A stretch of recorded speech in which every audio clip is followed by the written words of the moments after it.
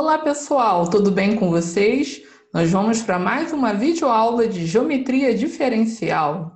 E o tema de hoje é plano tangente, vetor normal, aplicação de Gauss e orientação em superfícies. Sim, nós estamos continuando a falar sobre superfícies regulares. Primeiro vamos falar sobre plano tangente. Qual é a ideia? É compreender o que significa um plano tangente a uma superfície regular S em R3 num ponto P desta superfície. Só que a gente vai fazer em duas etapas. O primeiro passo é entender o que significa um vetor tangente à superfície S num ponto P. E o segundo passo, constatar que o conjunto de vetores tangentes a S em P forma um plano. Vamos à primeira definição. Então, vamos definir o que é um vetor tangente a uma superfície em P. Seja S uma superfície regular e P um ponto desta superfície, como nessa figura que está aqui. S uma superfície regular e P um ponto desta superfície. Dizemos que W, um vetor do R3, ele é um vetor tangente a S em P se existe uma curva parametrizada diferenciável alfa, definida no intervalo aberto menos epsilon, é epsilon com epsilon positivo, com imagem na superfície S, de maneira que essa curva ela passa pelo ponto P com velocidade W, né, com vetor velocidade W. Então, o que significa isso geometricamente? Vamos ver essa figura aqui. Você tem uma superfície S, você tem um ponto P, e você tem esse vetor W. Então, esse vetor W que está aqui, ele é considerado tangente à superfície em P, porque ele é tangente a uma curva alfa cujo traço está na superfície. Então, esse desenho que está aqui é o traço de uma curva alfa. E repare que no t igual a zero, o alfa coincide o quê? Com o ponto P. E o vetor tangente a essa curva alfa no t igual a zero é justamente W, que é o alfa' em zero. Tá? Então, é isso que é ser um vetor tangente à superfície. Tem que ser tangente a uma curva diferenciável dessa superfície no ponto. Vamos à primeira proposição. Seja S uma superfície regular e P um ponto dessa superfície. E tome uma parametrização X desta superfície no ponto P. Claro, quando é uma parametrização no ponto P, isso quer dizer que cobre uma vizinhança de P, como está aqui. De maneira que x de Q é P. Então, ou seja, o Q ele é um ponto de U, do aberto U, no qual está definida a parametrização X que a gente está trabalhando, e a imagem do Q por X é o ponto P. Com essas condições, a gente garante que o subespaço vetorial de dimensão 2, que é a imagem da diferencial de x em Q, né, no R2, ele coincide com um conjunto de vetores tangentes a S em P. Ou seja, dxq em R2 é igual ao conjunto dos vetores tangentes a S em P. Então, eu gostaria de explicar o significado disso aqui. Primeiramente, como a gente está trabalhando com uma superfície regular e a gente está trabalhando com uma parametrização dessa superfície, segue da condição 3 da definição de superfície regular que a aplicação diferencial de x em q para cada q em u é uma aplicação injetora. Então, o que isso significa? Isso significa que vai levar todo o R2 num espaço de dimensão 2. Por isso, nós estamos chamando de xq de R2 de subespaço vetorial de dimensão 2. Então, a imagem da diferencial de x em q, ela está contida no R3, mas ela vai ter dimensão 2 justamente pela injetividade da diferencial, que é garantida pela condição 3 de superfície regular. Então, o que essa proposição está dizendo é que a imagem dessa aplicação diferencial de x em q no R2, ela coincide com o conjunto de todos os vetores tangentes a S em P. Ou seja, o conjunto de todos os vetores tangentes a S em P forma um espaço vetorial de dimensão 2, ou seja, forma um plano. A demonstração dessa proposição, ela se encontra no material que vocês receberam esta semana. Bom, segue da observação 1 que o conjunto dos vetores tangentes S em P é um espaço vetorial de dimensão 2, como eu já falei, e que o subespaço vetorial dXQ R2, né, esse é um subespaço vetorial no R3, ele não depende da parametrização X.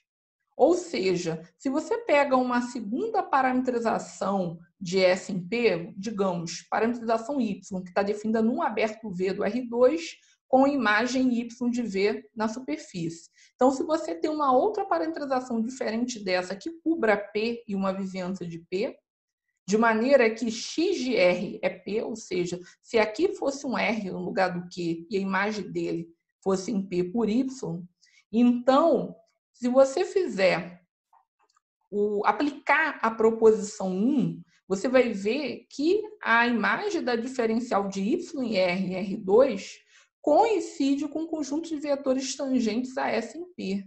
Então, independente da parametrização, você consegue o mesmo resultado. Por quê? Porque você, quando coloca o conjunto de vetores tangentes a S em P, não depende da parametrização. Então, embora pareça, no primeiro momento, que sim, mas quando você faz essa igualdade, você vai ver que não. Consequentemente, não importa a parametrização que você toma numa vizinhança do ponto P, você vai ter sempre o mesmo resultado. Agora vamos à segunda etapa, que é a definição 2, que é entender o que é o plano tangente a S em P.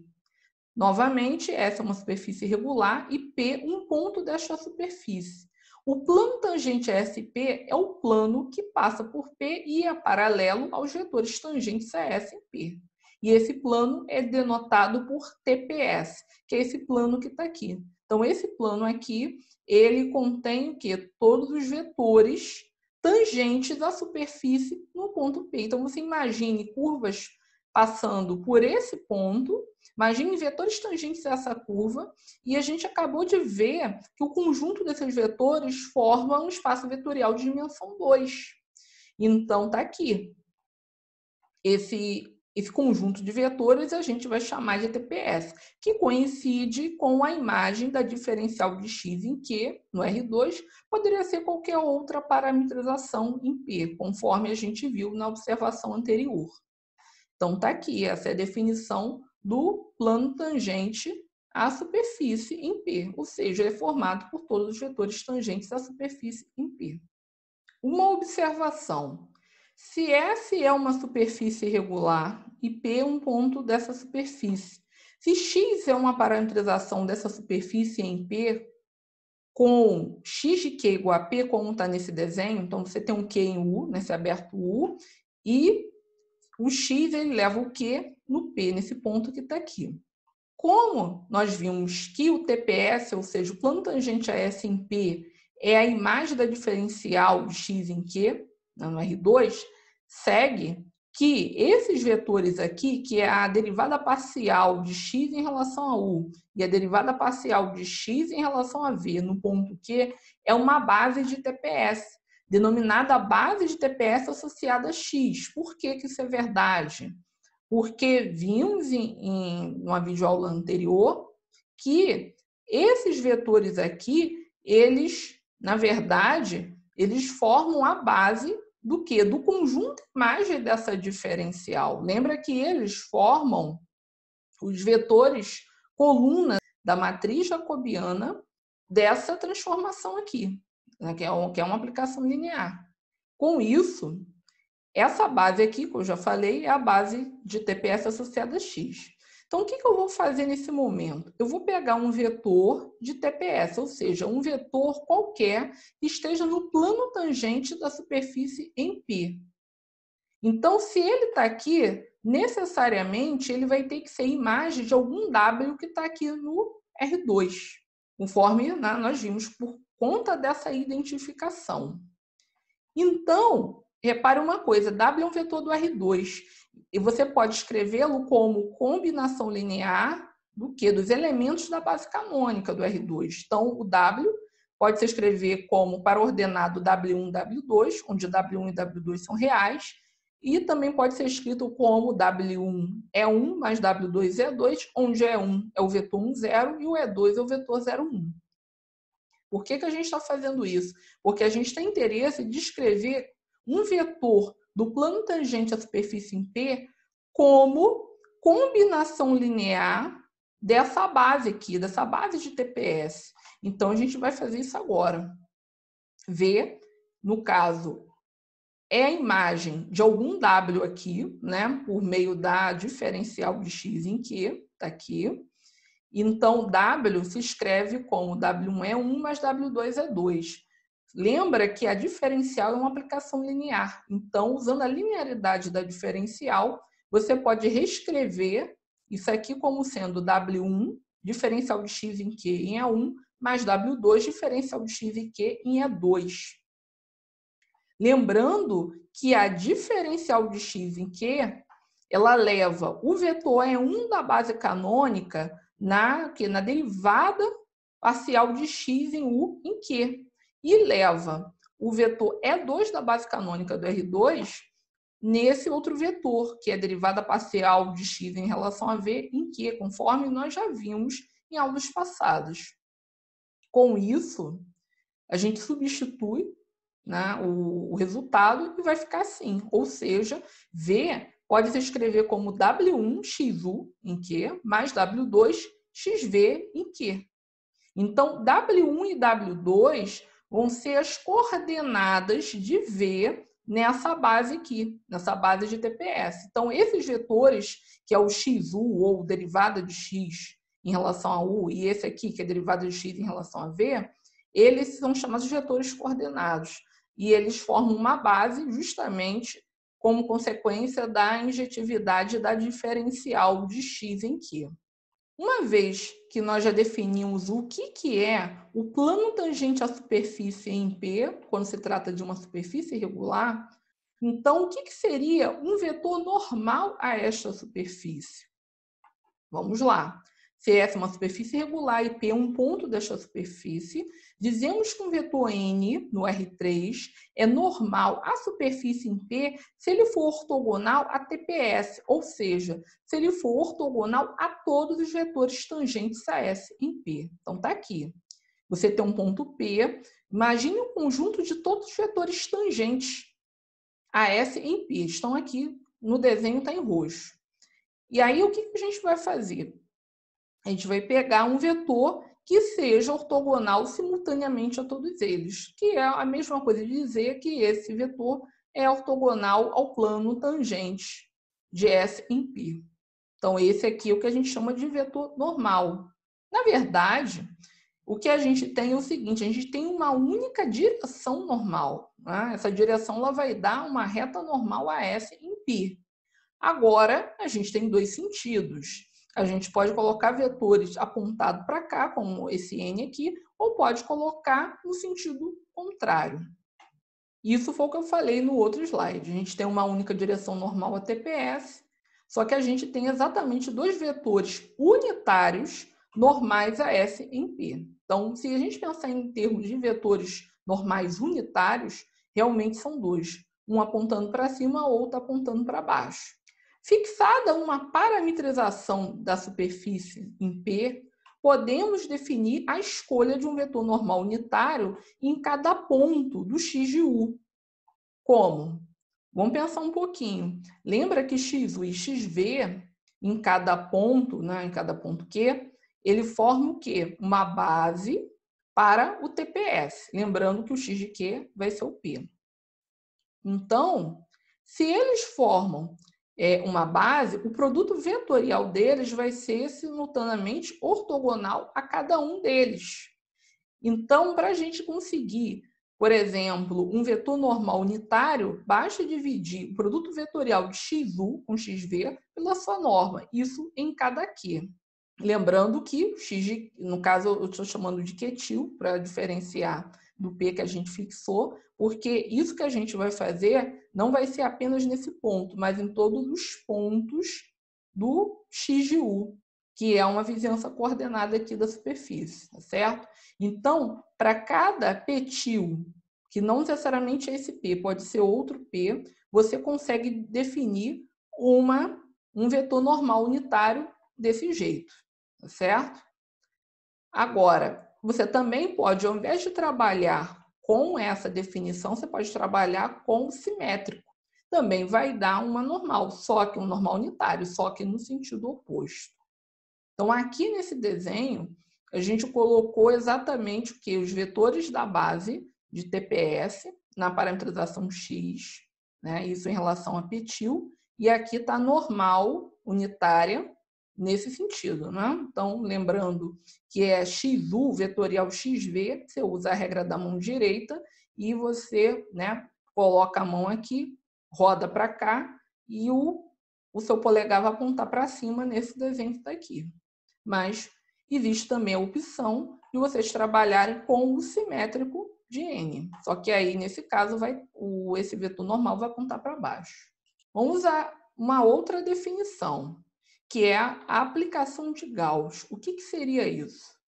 Se F é uma superfície regular, P é um ponto da superfície e X é uma parametrização da superfície S em P, a aplicação N, cujo domínio está nessa vizinhança coordenada XU, que está contida em S, com imagens R3, de maneira que pega cada ponto XUV aqui, quer dizer, cada pontinho que está nessa vizinhança coordenada, e leva no vetor normal unitário dada por esta aplicação, que a gente definiu anteriormente. Essa aplicação ela é diferenciável, uma vez que XU e XV são diferenciáveis, classe infinita, por consequência, N vai ser diferenciável.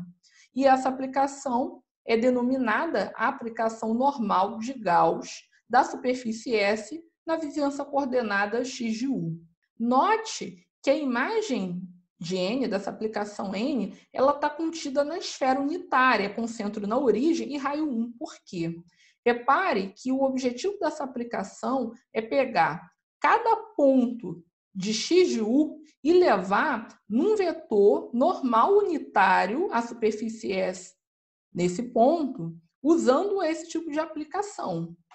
Com isso, o que acontece? Todos esses vetores têm comprimento 1. Se você trasladar todos esses vetores para a origem do R3, todos eles vão acabar ficando dentro de uma esfera unitária com centro na origem e raio 1. Por isso que nós dizemos que a imagem de N ela está contida nessa esfera unitária. Vamos trabalhar com um exemplo bem simples de um paraboloide circular. Um paraboloide circular ele é parametrizado dessa forma. X de UV igual a UV, U ao quadrado mais V ao quadrado, com o V pertencendo a R2. Então, essa é uma superfície bem simples porque ela é coberta com uma única parametrização. Então, a imagem de X em R2 vai acabar sendo a própria superfície. Então, nesse exemplo, vai ser bem tranquilo. O item a gente vai determinar a aplicação normal de Gauss na superfície, ou seja, na imagem de R2, que aqui neste caso coincide. No item B, nós vamos obter uma equação para o plano tangente à superfície nesse ponto, o ponto 1, 2, 5. O item A, como determinar a aplicação de Gauss para cada ponto da superfície? É simples. A gente tem a parametrização dessa superfície, daqui. A gente vai determinar aqueles vetores coordenados, que são a base do plano tangente dessa superfície. Então, a derivada de x em relação a u é só derivar a coordenada em relação a u, está aqui. Derivada de x em relação a v, deriva coordenada em relação a v, está aqui. Agora, você faz o produto vetorial de x com xv, o resultado é esse, menos 2u, menos 2v e 1. Para poder chegar na aplicação de Gauss, agora você tem que calcular a norma desse produto vetorial. A norma está aqui, raiz quadrada de 4u ao quadrado mais 4v ao quadrado mais 1. Finalmente, vamos montar a aplicação de Gauss. É uma aplicação que está definida em x em R2, lembrando que aqui o R2 é o U, né, o domínio aqui é o R2 todo, Isso aqui, na verdade, é o próprio S nesse exemplo, mas vai ter outros exemplos que o x de U não vai cobrir o S todo, mas nesse caso sim. O contradomínio é o R3 e N, ele vai pegar cada ponto da superfície, ou seja, cada ponto da forma XUV, como está aqui, e vai levar exatamente em quem? Nesse produto vetorial que está aqui, dividido por essa norma, para cada UV. Então, o resultado é esse aqui. Agora, vamos para o item B, que é achar um plano tangente à superfície nesse ponto específico que está aqui, que é o ponto 125. Para você ver que, de fato, o ponto 125 pertence à superfície, é só observar que com U igual a 1 e V igual a 2, U ao quadrado mais G ao quadrado dá exatamente 5. Então, de fato, isso aqui é um ponto da superfície. E repare que esse ponto nada mais é do que x de 1, 2. Ou seja, lá no R2, você vai trabalhar com 1, 2. A imagem de 1, 2 por x dá esse ponto aqui em cima, o 1, 2, 5. Então, quando a gente for trabalhar o plano tangente, qual é a ideia? A gente lembra que o plano tangente ele é ortogonal a um vetor normal a ele, óbvio, né? Assim que a gente definiu o vetor normal. Então, a ideia é pegar um vetor normal, não precisa, neste caso, ser unitário. Para os nossos propósitos, basta ser normal a superfície nesse ponto P, que é o ponto 1, 2, 5. Então, eu vou pegar o resultado do item A. No item A, nós já achamos que esse produto vetorial ele é menos 2U, menos V e 1 para cada ponto da superfície. Em particular, para o ponto 1, 2, 5, que é o x de 1, 2, o que você vai fazer? Você vai substituir U igual a 1 e V igual a 2 aqui. E ao fazer essa substituição, você vai obter o vetor menos 2, menos 4, 1. E ele é um vetor normal à superfície em P, ou seja, é um vetor normal a TPS, onde o P é 1, 2, 5. Eu friso que a gente, nesse caso, não está afirmando que esse vetor é unitário, não. Tá? De fato, ele não é unitário, mas é um vetor normal. Isso para a gente é suficiente, por quê? Porque a gente vai construir a equação do plano tangente a partir disso aqui. Para todo vetor que está em TPS, o produto interno desse vetor com o vetor normal tem que dar zero. Então, a partir daí que a gente vai montar a equação do plano tangente. Por quê? Porque todo vetor de TPS satisfaz essa condição. E aqui eu repeti o que eu escrevi, só que a gente tem que escrever um pouquinho melhor o que significa V pertencer a TPS. Significa o seguinte, dá uma olhada nessa figura, como está aqui. O ponto 125 é um ponto de TPS. Você pega um outro ponto qualquer do plano tangente, o TPS, pega um x, y, z genéricos. Quando você pega esse x, y, z, lembra que o v vai ser o quê? Vai ser exatamente esse ponto final menos o ponto inicial. Ou seja, esse v ele vai ser dado com coordenadas x-1, y-2 e z-5, onde x, y e z pertencem a TPS. Então, a gente vai substituir esse resultado aqui nesse produto interno. Então, vai ficar assim. Ou seja, o produto interno do vetor normal, menos 2, menos 4, 1, com esse vetor V que está aqui, isso tem que dar zero. Né? Porque isso aqui é um vetor genérico de TPS. Então, todo vetor de TPS, isso é verdade, ele vai ser sempre ortogonal ao vetor menos 2, menos 4, 1. Ao fazer esse produto interno, você obtém menos 2 vezes x menos 1, menos 4 vezes y menos 2, mais z menos 5 igual a zero. Após algumas contas, você chega nessa equação aqui. Menos 2x, menos 4y, mais z igual a menos 5. Então, essa aqui é a equação de TPS para P igual a 1, 2, 5. Observo que essa equação, como está aqui, também poderia ser mantida na versão anterior. Tá? Elas são equivalentes, então tanto faz. Pode colocar assim, pode colocar assim, pode colocar z em função de x e y, como vocês quiserem. O importante é que vocês encontrem uma equação equivalente à que está aqui.